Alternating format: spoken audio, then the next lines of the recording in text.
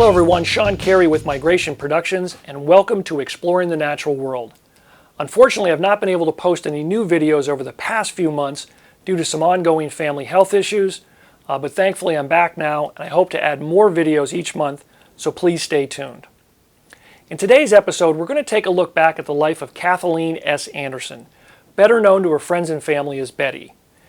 In May of 2011, my friend Wayne Petersen and I took the opportunity to sit down with Betty and interview her at her home in Middleborough, Massachusetts.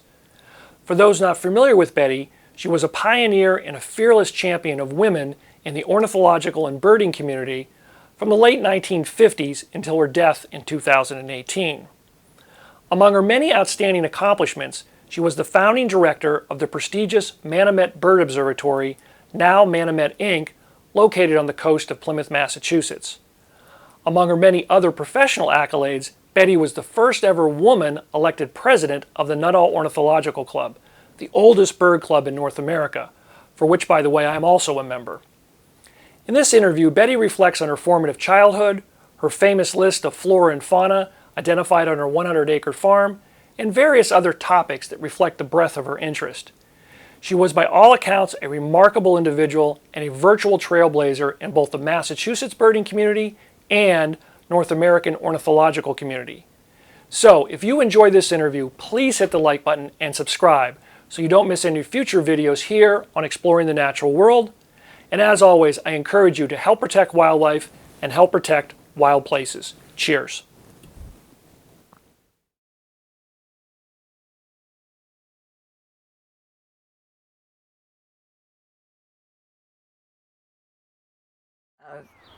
People that know me well know that I keep a journal where I write down everything I see, like hearing the first pickerel frog a couple days ago here in the pond.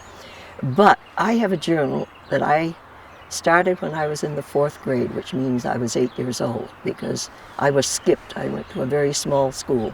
I started in the 1st grade, and then I was in a 2nd and 3rd grade in the same room, and I had been read to more than most children. My great aunt Eliza, who was in her 93 when I died, so probably I'm remembering her my age, in her late 80s. And my Auntie Nan, she loved birds, and she gave me those little Reed books. Have you ever seen those little long, narrow books by Chester A. Reed? And the first one she gave me was a black and white one, because the color ones had just come out, and she had the colored ones. And so she gave me her little black and white Reed guide with her notes in her handwriting of where she'd first seen the birds. And that was a bird book, and it was black and white. Well, didn't tell me what color the birds were, but it did mention color. So as I saw them, I began to color in as best I could. The bluebird, the robin, the crow. The crow was easy. I don't remember all the ones I colored, but there were some that I never got to color because I never saw the bird. Anyway, the Carver Library had the 3-volume set of Forbush. And when I discovered those books, I brought them home one at a time, and I would keep them home, and I would keep renewing them. And the librarian was a Mrs. Atwood. And finally, after I had had volume 2 for a month or so, she would say, "Now, Betty," or she'd say to my father, "Mr. Shaw, I think that Betty should bring back that volume of Forbush, but she's had it for 6 weeks."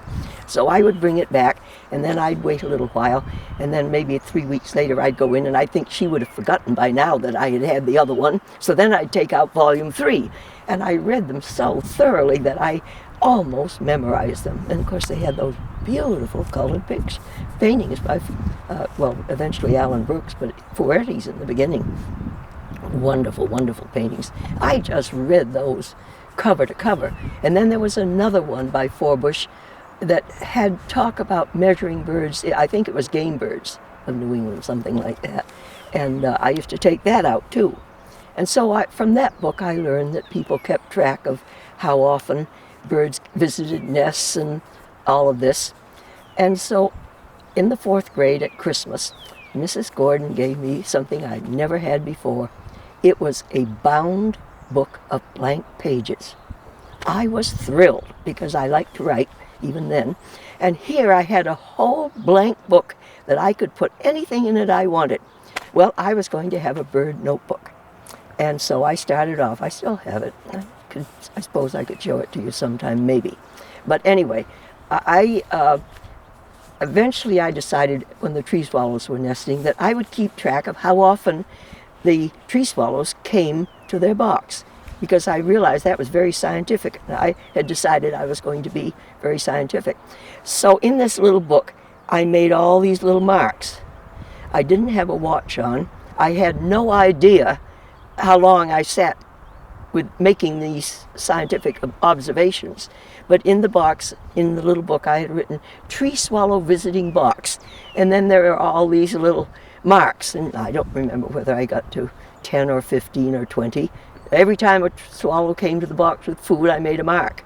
But since I didn't know how long I sat before I got bored, I have no idea whether the 15 marks were over 15 minutes or an hour and a quarter.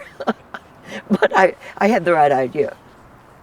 And so that was the beginning of my journal keeping.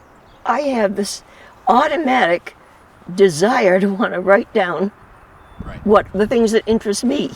And it never ever occurred to me that anybody else would find them interesting. It's for my own entertainment. And just, I don't know why I felt I had to write all this down. Because it never occurred to me that anybody would find it interesting. And actually, I mean, my husband knew I was doing this. I don't think my children ever thought about it. I mean, if supper was ready on time, those were the important things. Paul knew I did it, that every night I'd be sitting there writing while he was reading the paper. But it never occurred to me that it would be of any interest to my family and never to anybody else.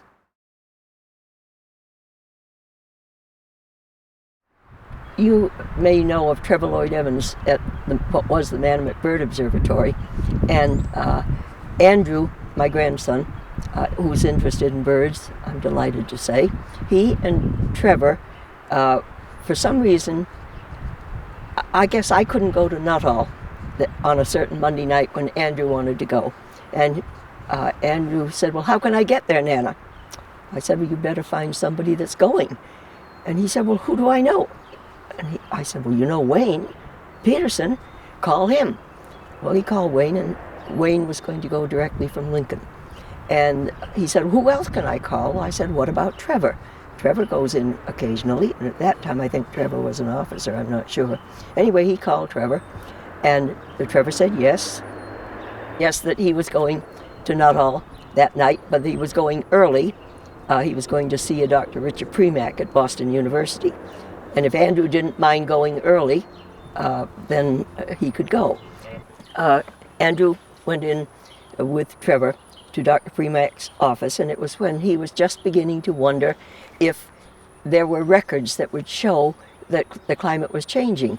And so he was asking Trevor Lloyd Evans if Trevor knew of anybody who had kept the kind of records that might indicate this. And Trevor was about to open his mouth when Andrew said, oh, my grandmother does. My grandmother writes down things all the time. And Trevor said, well, I was just thinking of your grandmother. And so as a result, Dr. Premack came out and talked to me and looked at some of my journals, and I said I had them for going back about, to 1972 was when I first started writing every single day. And he asked, after he'd seen the journals, he asked if I would permit some of his graduate students to go back 30 years. And I said, well, sure. And so they spent much of a summer coming here and working their way back through the journals for 30 years. And out of that came a paper showing, proving or indicating, I won't say proving, I'd better use scientific jargon, I'd better say indicating that the climate is, springs come 2 weeks earlier than they did 30 years ago. Because my journals are not just birds. The first spring peeper, the first dandelion, the first toad trilling, and then of course the first birds and the first spring azure butterfly, and anything I see that is a sign that we're going to have a spring again. I would have thought goodness, I don't ever remember seeing a black and white warbler in April. That, you know, yes, but I didn't think of it as anything of tremendous significance. It's just that wasn't I bright-eyed to have been out this morning and seen one earlier than usual. You know, I recognized that they were early, but I didn't think it had anything to do with anything, but I happened to be out that morning and there they were. Before. That was fun. They never let women even come to the meetings, and I was the first woman ever permitted to go to a Nuttall meeting. And then after that eventually came women being admitted as members. And there are some, I've been told, there are some Nuttall members that stopped going when they learned that women would be coming. Yeah, first female, and before that I spoke. I was invited to speak about Manomet, this new thing, this Manomet Bird Observatory. I was the first woman ever permitted to speak. I mean, they couldn't attend, let alone speak. And Nuttall Ornithological Club was it's very ancient. I forget when it was founded, but at least in the 1800s. And it was the ancestor of the American Ornithologists Union. So it was kind of fun to be invited to speak. And there were some members who came to every meeting who didn't come that meeting because there was nothing a woman could say that would be of significance to some gentlemen. But anyway, and then I did become eventually the first woman ever to be president. And Arthur A. Allen was a very distinguished ornithologist, and he was at Cornell University, a professor there, and he did a lot to popularize birding as a sort of citizen science and recreational, but also could be citizen science.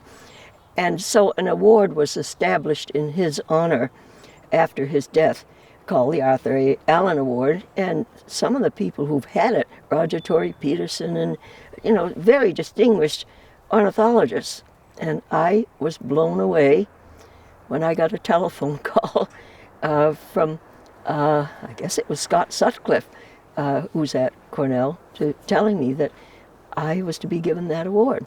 I just could not believe it. I still don't quite believe it, but I did get that one. And then recently I was given the the Sargent Award from the Division of Fisheries and Wildlife, and the Alan H. Morgan Award, yes, from Mass Audubon. It's just wonderful.